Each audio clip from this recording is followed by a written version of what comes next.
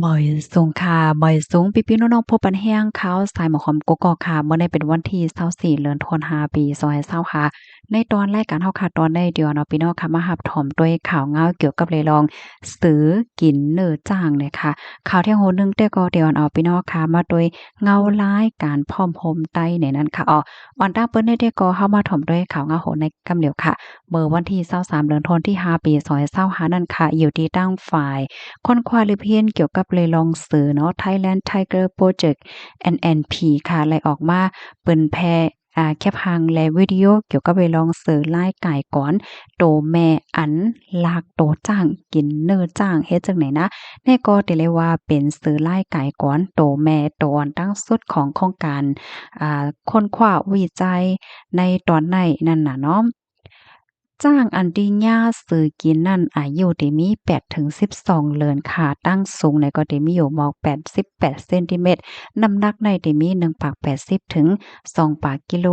เจ้าในเนี่ยค่ะจ้างในก็ถูกย่าซื้อเนาะลากให้ก็กินกว่าหมดแค่ว่าตั้งโตค่ะเนาะหรือหลุบมันให้แลขามันเฮ็ดจังไหนก้อยเฮ็ดไหนค่ะเพราะว่ามาด้วยลองซื้อกินจ้างอันว่าในหลายๆก็ได้หันว่ามันเป็นลองดี หลากหลายว่าสังว่าให้ไหนก้อยหนาเมือกาก่อนป่นมาก็ยามมีอยู่ให้ไหนเนาะอันเมื่อป่นมาได้ก็กำนำได้เดหันว่าเป็นซื้อตัวผู้จังไหนนะปองได้ก็เป็นซื้อตัวแม่เป็นซื้ออันมีลูกเหย้า3ตัวให้ไหนนะเดเลยว่าแก่นแข็งเฮียงกึ้มใจฮัดใจหานแต่ว่าเนาะถึงตีซัมโปข่าวก่อนในฝูงจ้างเหี่ยวก็กว่าเอาเนื้อจ้างได้มาเล่งลูกล่างมันว่าไหนค่ะข้อมูลในคาเลปีมาที่ห้องการข่าวมาติชนออกไว้ค่ะ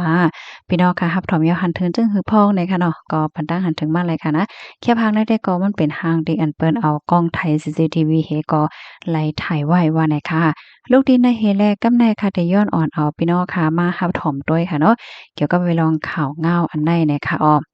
เมื่อป่นมา2-3วันในค่ะเนาะก็เลยหาหลายก็อ่อนกันจ้มซื่อว่าเงาลายลองการพร้อมโฮมใต้เงาลายการพร้อมโฮมซึกใต้ในเตลิมาโยเนาะเฮ็ดไหนเนาะเฮ็ดแลเพราะว่ามาหันข่าวเงาโหในเนี่ยก็มาเจ้าก็ไม่ใจไว้อยู่ยก็ใจมันดีจ้อมไหนค่ะนะเตรียมไว้ว่าจังหือละลายในเฮาค่ะมารับถ่อมด้วยหน่อยค่ะ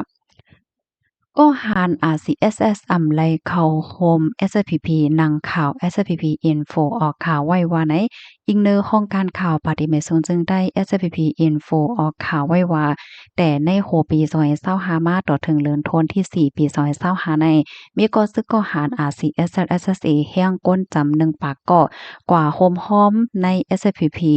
ในนั่นลองได้อำใจข่าวลองเตแลฝ่ายข่าว SPP Info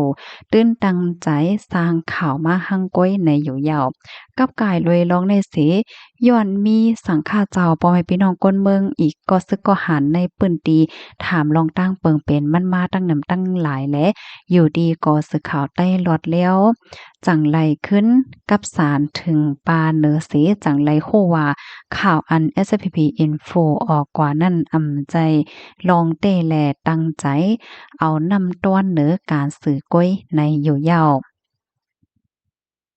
อยู่ที่ภูมิปนพรตับศึกจึงได้ RCSS-SSA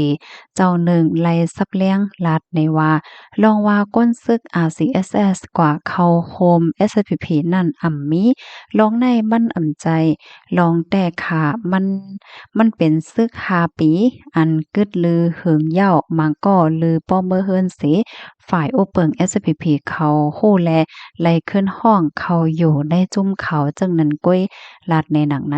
สืบลาดเทียงว่าตั้งหันถึงแด่อยู่ดีมุกจุม RCSSA จี้สั่งถึงโพกวนตับโกตับไห้กึดตึกต่อ SPP ในข้าวตั้ง10วันสั่งว่าอบโอ้ตกลงกันไลไหนจางยึดข้าวยามการกึดตึกกว่าเทียงเป็นคักเป็นตอนอยู่ในแกนได้ซ้ำไลหันข่าว SPP Info ออกข่าวกว่าว่าก็หาร RCSSA กว่าโฮมฮ้อมเขาว่าไหนลองได้กอบอ่ำใจลองเต้แลเป็นข่าวอันสร้างมาหังก้อยไล่หันหนังไหนใจอ่ำลีจ้อมเต้ๆว่าจังหนังไหน เมื่อวันที่14เดือนธันวาคมที่5ปี2025นั้นอยู่ที่จุ้ม RCSS/SSA ไล่ออกลีกอันจอมหานคือเงินเกียมโหเปา2ผู้ป้องกันศึกลงลายมือนั่นเสจี้สั่งถึงผู้กวนตับโกตับให้กึดตึกจู SPP แต่เอาในวันที่16เดือนธันวาคมปี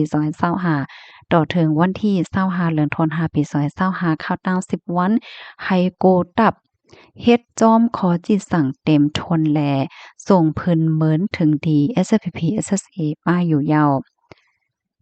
ในเพิ่นเล็กจีสั่งแปลกที่2นั่นป้าไว้ว่ากามจะมาเมืองใต้ไหนมันห่างหายลู่แหลวยาวป้อใต้อำอบกันเติงปางกันเพราะว่าในจึงปนตามื้อนานั่นปนเมืองใต้ได้แลคำตามข้าวยาวแลจังว่าวันลุกเพิ่นขอบ67ปีในจอมซึกลงยอดซึกโหเปาหลง RCSSSA จังมีแผนโหบทบกวนเมืองแหล่จุ้มยิบกองกลาง2จุ้มก่อไฮไลอบโอ้กันอยู่ยาวป้าไว้หนังไหนไว้นั่นก่อเมื่อวันที่17เดือนธันวาคมปี2025นั้นฝ่าย SPP SSA ก็เลยขึ้นออกลีกว่าให้เป็นรองรับตอนขึ้นห้องการฝ่ายแกดแคร์ของเสียวขึ้นจึงได้ RCSS ออกลีกที่สั่งออกลีกจี้สั่งลงถึงผู้ออนโฮผู้ก้อนตับให้กึดตึกจู SPP SSA ในเสียวและฝ่ายเงาง้น SPP SSA ก็จังไลออกลีกจี้สั่งลงถึงดีตับ SPP SSA ลองเตอำไลแผนจัดยื้อของเสียวขึ้นจึงได้มาอยู่ยาววันให้เซตาในเพิ่นลิกนั่นฝ่าย SPP เขาถอนจือ SSA ออกดี RCSS นั่นลุ่มๆอยู่ยาวว่านังไหนคอมเมนต์ตอนในคาเลปีมาที่ของการข่าวใต้ฟรีดอมออกไว้ว่านังไหนค่ะเอาค่ะยินจมพี่น้องค่ะกูก็ที่รับถอมปันแห้งค่ะเนาะรับถอมยกให้ปันตั้งหันถึง5เพิ่มเทียมข้อมูลในก็เพิ่มเทียมมาเลยอยู่ค่ะเนาะสังว่าถอมคอเลตอนแหลมแตกแรงในก็ข่าวอ่านในเทียงตีในเว็บไซต์เลยอยู่ค่ะยินจมเย็นนำค่ะออมอยส่งค่ะ